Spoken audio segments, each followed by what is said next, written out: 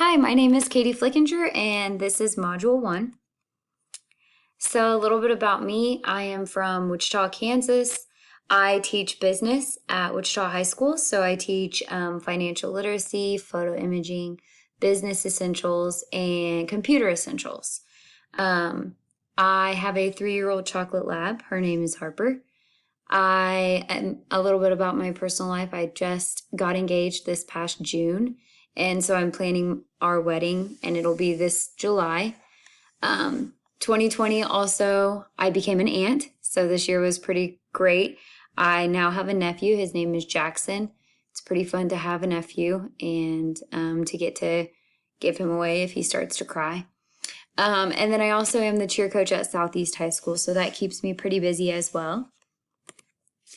So the biggest challenge for me teaching during a pandemic, there have been quite a few challenges of teaching during the pandemic, but one of the biggest challenges has been the student interaction and getting the students to do their work. It's been hard to get students engaged and get students to want to do their work.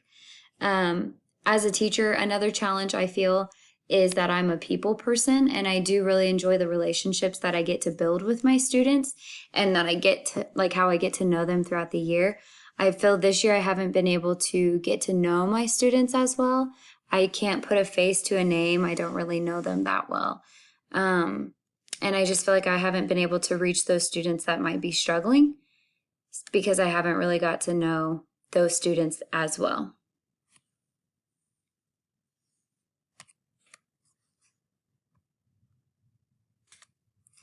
Additional things to share. This year has been really hard, but I also feel that this year is a good year for us to learn that students are resilient, and so are we. As teachers and as educators and leaders in the school, we have been just as resilient and have been able to overcome all the obstacles just as well as the students have. I've learned that I'm able to do things that I did not think possible during this crazy time. So it hasn't been a bad year. It's just been a different year. I do enjoy challenges, and this year definitely was one. And I do think that remote learning and remote teaching is here to stay now that we have that option. So I'm curious to see how schools continue on. The 3 types of mindsets: all students can grow, teacher collaboration over isolation, and happiness and optimism. So I agreed with all of these mindsets. All students can learn and grow. Every single student is capable of learning and growing. In my opinion, if a student is not learning or growing in your classroom or in my classroom, then I'm not meeting their needs. They might be distracted. They might not be trying.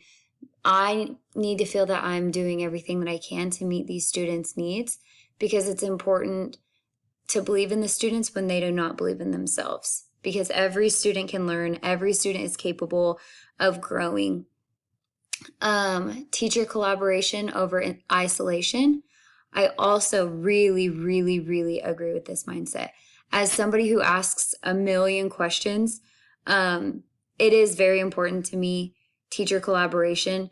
I was an interior designer before I was a teacher, so when I got into teaching, I literally had no idea what I was doing, like 0 idea what I was doing. And so I had to ask the teachers in my department, and I just asked all sorts of teachers.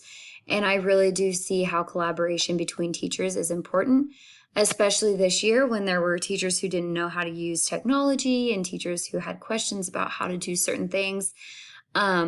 Isolation is never good. Trying to do something by yourself, well, I don't want to say never, but trying to do something by yourself when you have people there to help you is just kind of foolish. So I do think collaboration is a great idea. As the last one, happiness and optimism, I agree with this mindset as well. I especially like the quote that says happiness and optimism are the precursors to success, not merely the result. So people get happiness and optimism when they're successful, but that's not all that happiness and optimism is. It's a mindset, like, I'm going to go into this day and be happy and be optimistic, and everything is going to be fine, even if it's not fine.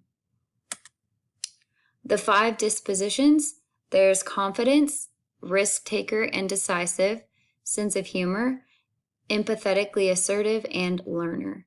So these are the 5 dispositions of being a better leader. Confidence, I do agree with confidence. Confidence and being a risk taker / decisive, those go together for me. I think if a leader is not confident in their decision, then nobody around them is going to be confident in their decision. This year has definitely taught me that, like, for sure. If you don't, none of us knew what was going on. Nobody knows what's going on. But if you're confident in your decision, it puts people at ease and it helps people a little bit more, knowing that you are in charge and you are just making the moves and it's going to go this way or we're not going to do anything at all. So I think that confidence is a great thing to have.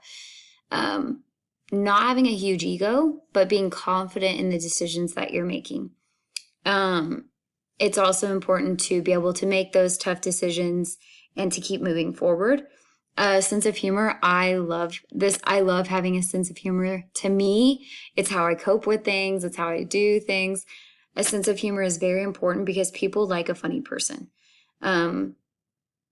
They just do. And if you have a sense of humor, you're able to laugh at yourself and not take life so personally. Life is too short. It's not that serious. It's okay. We're all okay. At the end of the day, we are all okay. It's not so serious.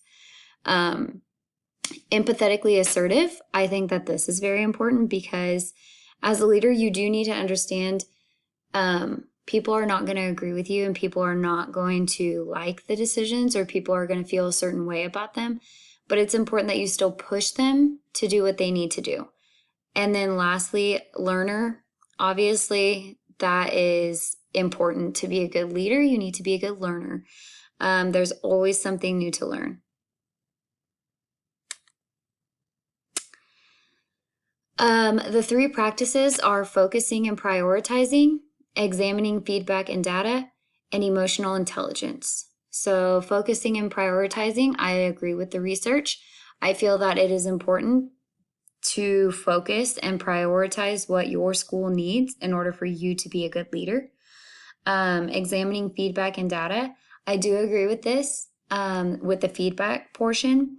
Having feedback and being able to read feedback and know what's going on is very crucial in the workplace.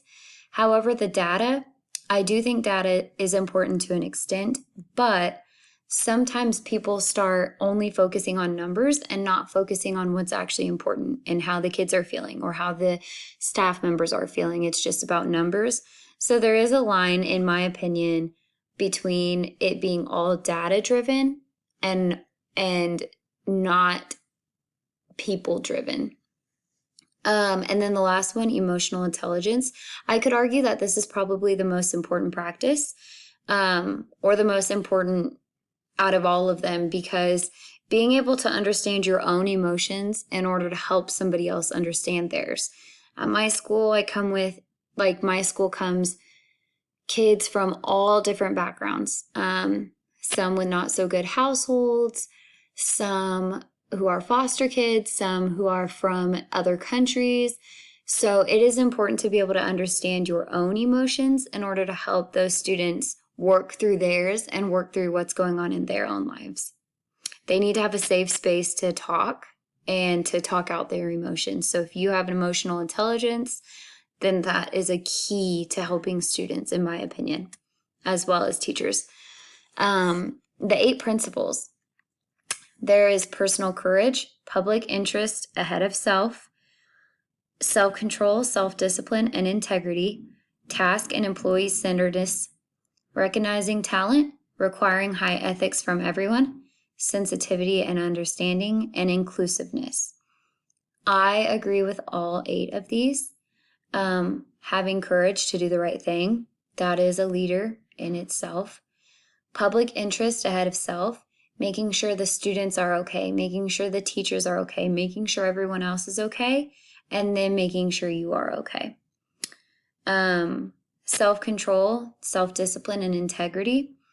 So in my school, we do have kids that, might cuss you out, and just having the self-control to not get upset with them and to just understand, like, they're kids, everything, they're going through something, and have the self-discipline and integrity to treat people the way you would like to be treated. Task and employee centeredness, making sure your employees are doing what they need to do and keeping them at the center of everything that goes on, because they are what helps run the machine. Recognizing talent. People love to be recognized at work. They love when people notice that they're doing what they're supposed to be doing. Requiring high ethics from everyone. This is important. You cannot have, in my opinion, as a leader, you cannot expect one person to do something and another person to do something else. Having those high expectations and those high ethics from everybody will help run your ship smoothly. If you start having favorites or start having different expectations for different people, it's not going to go very well. So a leader needs to make sure to have those high ethics from everyone. Be sensitive and understanding. People have other things going on outside of work, and it's important to be understanding of those situations and sensitive to others' feelings. Leaders kind of have to just make sure that everybody is okay. And then inclusiveness. I know, like, at my school, the teachers really like to be included when there's changes going on, or they like to be involved or know what's going on. At least as a leader, I feel like you do need to include people.